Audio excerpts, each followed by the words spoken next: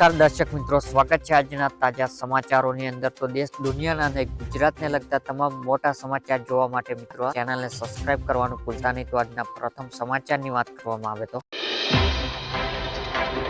શું 2000 નો હપ્તો થશે વધારો, એટલે કે દેશના લાખો કરોડો ખેડૂતો માટે મહત્વના સમાચાર સામે આવ્યા છે। એવું કહેવામાં આવી રહ્યું છે કે પ્રધાનમંત્રી કિસાન સન્માન નિધિ યોજના હેઠળ ખેડૂતોને આપવામાં આવતી વાર્ષિક 6000 રૂપિયાની આર્થિક સહાય વધીને 8000 રૂપિયા થઈ શકે છે। અને દેશના ખેડૂતો લાંબા સમય સુધી માંગ કરી રહ્યા છે કે પીએમ કિસાન યોજના હેઠળ આપવામાં આવતી સહાયની રકમ વધારવામાં આવશે। અને દેશભરમાં ખેડૂતોને 1 ફેબ્રુઆરી 2025 ના રોજ રજૂ થનાર કેન્દ્ર બજેટમાં આ વધારાની અપેક્ષા રાખી રહ્યા છે કે એટલે કે દેશભરમાં ખેડૂતોને આશા છે કે સરકારની આગામી બજેટ આ વધારાની જાહેરાત કરશે।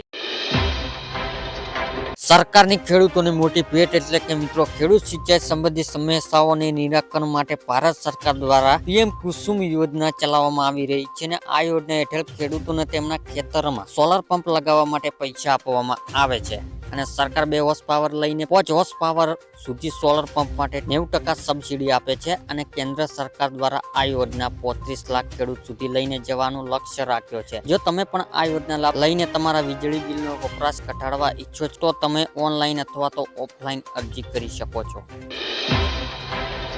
ત્યારબાદ મહત્વના સમાચારની વાત કરવામાં આવે તો મિત્રો આજના સોના ચાંદી થયું સસ્તું, એટલે કે આજે 22 કેરેટ 10 ગ્રામ સોનાના ભાવ 900 રૂપિયા ઘટાડો થયો છે। તે સાથે નવો ભાવ 71,450 રૂપિયા થયો છે, જ્યારે ગઈકાલે તેમનો ભાવ 72,350 રૂપિયા હતો।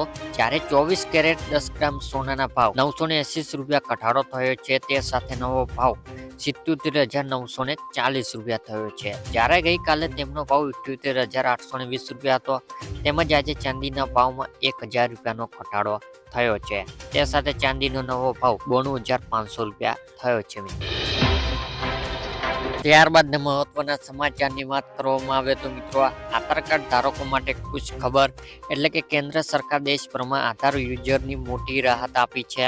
સરકાર ફરી એકવાર મફત આધાર અપડેટ કરવાની તારીખ લંબાઈ છે। અને મફત આધાર કાર્ડ અપડેટ તારીખ 14 ડિસેમ્બર 2024 હતી, હવે વધારીને 14 જૂન 2025 કરવામાં આવી છે। આનો અર્થ એ થયો છે કે યુઆઈડી વેબસાઇટ દ્વારા 14 જૂન 2025 સુધી આધારને મફત અપડેટ કરી શકશે। નવા નિયમો હેઠળ નાગરિકોને દર 10 વર્ષ આધારની તેમની માહિતી અપડેટ કરવી પડશે।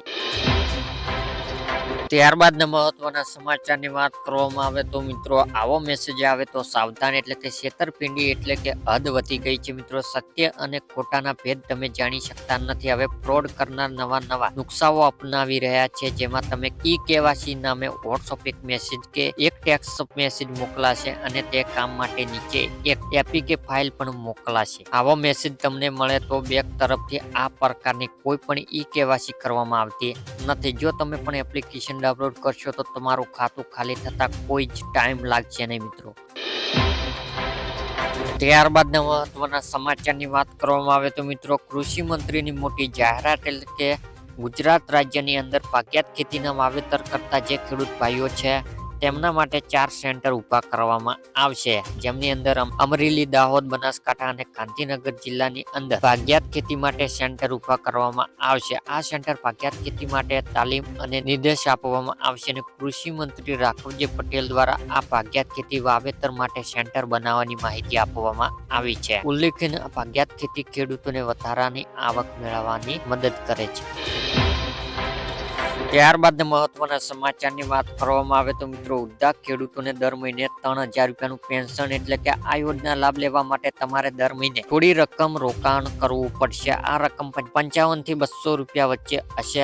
આ પછી તેમને દર મહિને 3000 રૂપિયાનું પેન્શન સુવિધા મળશે, એટલે કે મિત્રો આખા વર્ષ ટોટલ 36000 રૂપિયાની સહાય આપવામાં આવે છે। જેથી જે ખેડૂતોને આ યોજનાનો લાભ લેવા માંગતા હોય તો આ ખેડૂત પોર્ટલ પર જઈને અરજી કરી શકે છે। ત્યારબાદ મહત્વના સમાચારની વાત કરવામાં આવે તો મિત્રો ખેડૂતોને પાક ધિરાણ લોન માફ, એટલે કે ગુજરાતના દરેક ખેડૂત માટે પાક ધિરાણ લોન અને પાક ધિરાણ વ્યાજવા લઈને આવ્યા મહત્વના સમાચાર મિત્રો, એટલે કે ખેડૂતોએ લીધેલી લોન નવા જૂની કરવા માટે ખેડૂત પાસે કેશ પેમેન્ટ માંગવા બદલ ડાયરેક્ટ બેંકમાંથી ઓટો રિવ્યુ કરી આપવામાં આવશે તેવી માંગ ખેડૂત દ્વારા કરવામાં આવી છે। તેમને ખેડૂત પાક ધિરાણ વ્યાજ માફ કરવામાં આવે એવી માંગ ખેડૂત કરી રહ્યા છે. બેંકના લોનના પૈસા ભરવા માટે બહારથી વ્યાજવા પૈસા લાવીને વ્યાજવા પૈસા ભરે છે, જેથી ખેડૂતોને ઓટો રૂવી સુવિધા આપીને ખેડૂતોને થોડી રાહત આપવામાં આવે તેવી ખેડૂત કરી રહ્યા છે.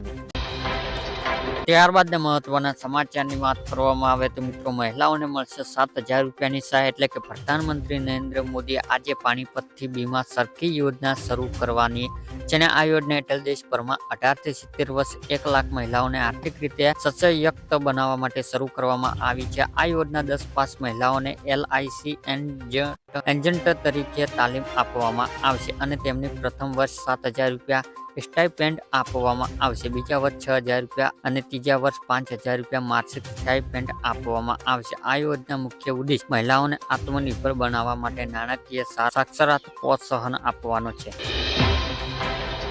ત્યારબાદના મહત્વના સમાચારની વાત કરવામાં આવે તો મિત્રો, દેવા માફીના ફોર્મ ભરવાનું ચાલુ. એટલે કે પાક લેવા માટે ખેડૂતોએ મોટી રકમ પાક ધિરાણ લીધેલી હતી, જેથી ખેડૂતોને હાલ ખખોડી બની છે. ત્યારે સમગ્ર ગુજરાત ખેડૂતોને પાક ધિરાણના દેવા માફી કરવામાં આવે તેવી માગણી સાથે અરજી કરવાનું નક્કી કરેલ છે, જેથી કરીને 9/12/2024 રોજ મોટા પેલા ગામના ખેડૂતોને અરજી કરવાનું શરૂઆત કરવામાં આવી હતી. ત્યારે કાંતિલાલ ડી ભારવાલ ગામની ખેડૂતોને હાજર રહ્યા હતા.